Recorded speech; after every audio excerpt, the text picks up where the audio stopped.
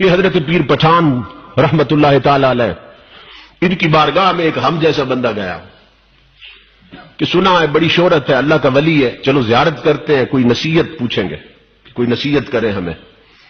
جب وہاں گیا تو آپ بیٹھے تھے، ملاقات ہوئی، کہنے لگا حضرت کوئی نصیحت فرما دے۔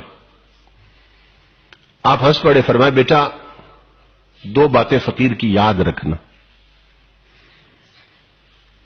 اگر رب کو خود سے بہتر نہ سمجھ سکو نا، اب نصیحت سن، ولیوں کے کیا انداز۔ فرمایا میرے بیٹا تو نے کہا نصیحت کرے، تو فقیروں کی نصیحتیں تو ایسی ہوتی ہیں، اب میری نصیحت یہ ہے کہ اگر رب کو اپنی ذات سے برتر اور بہتر نہ سمجھ سکو تو کم از کم زندگی بھر رب کو اپنے جیسا ضرور سمجھتے رہنا۔ اگر بہتر نہ سمجھ سکو اپنے جیسا ضرور سمجھ، اپنے برابر ضرور سمجھتے رہنا رب کو۔ وہ دل میں نا بڑا کڑنے لگا، کہنے لگا، کہتے بہت بڑا اللہ کا ولی ہے، یہ بھی کوئی بات تھی کرنے کی؟ کوئی مسلمان ایسا ہے جو رب کو سب سے برتر نہ سمجھے، سب سے افضل نہ سمجھے؟ یہ کیا بات کر دی انہوں نے؟ کہتے ہیں کہ رب کو بہتر نہ سمجھ سکو تو کم از کم اپنے برابر ضرور سمجھتے رہنا۔ یہ کوئی بات تھی؟ میرا وقت ضائع ہو گیا، سارا سفر بیکار گیا، دل ہی دل میں کھڑنے لگا۔ اولیاء کرام تو دلوں کے جاسوس ہوتے ہیں نا، معلوم ہوتا ہے کیا سوچ رہا ہے۔ ہنس پڑے، فرمایا بیٹا یہ نصیحت نہ پلے باندھ لینا میری جو میں نے کی ہے۔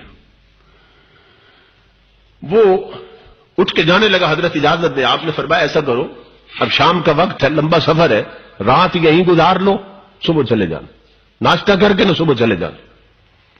وہ رک گیا، شام کا وقت تھا، اس نے رات گزاری۔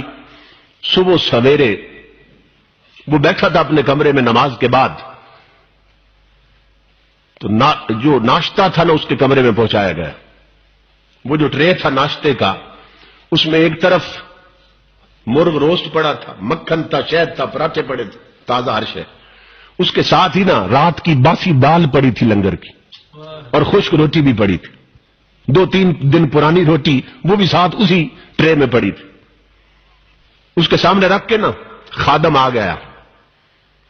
وہ جب کھانا کھانے لگا تو دروازے پر ایک فقیر آیا۔ فقیر نے کہا 3 دن سے بھوکا ہوں، رب کے نام پہ کچھ دو۔ 3 دن سے بھوکا ہوں، رب کے نام پہ کچھ دو۔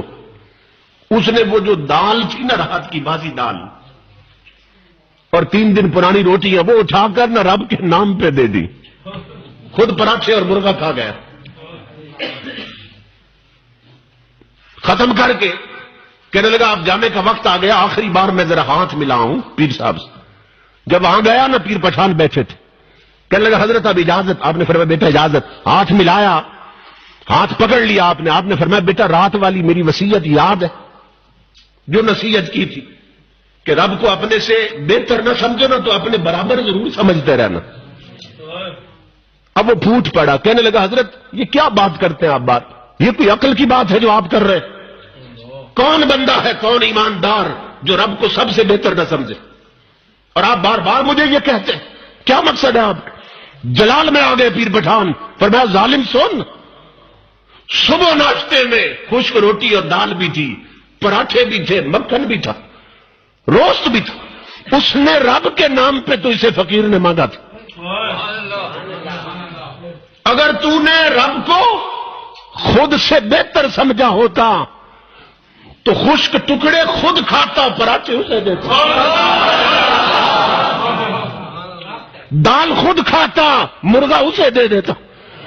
اور نادان اگر رب کو خود جیسا سمجھا ہوتا تو کم از کم ایک پراٹھا اسے دیتا، ایک رکھ لیتا، ایک باسی روٹی اسے دیتا، ایک رکھ لیتا۔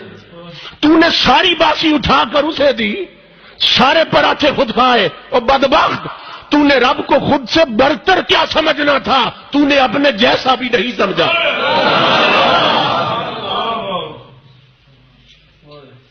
تو بات سمجھ آئی؟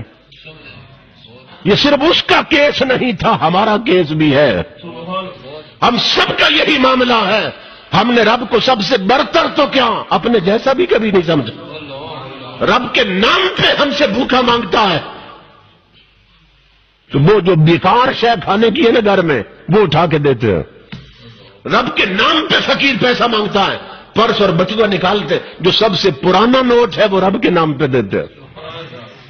ننگا آتا ہے دروازے پر صدا لگاتا ہے رب کے نام پہ دو, تو گھر میں جو سب سے پرانا سوٹ ہے وہ رب کے نام پہ دیتے ہیں.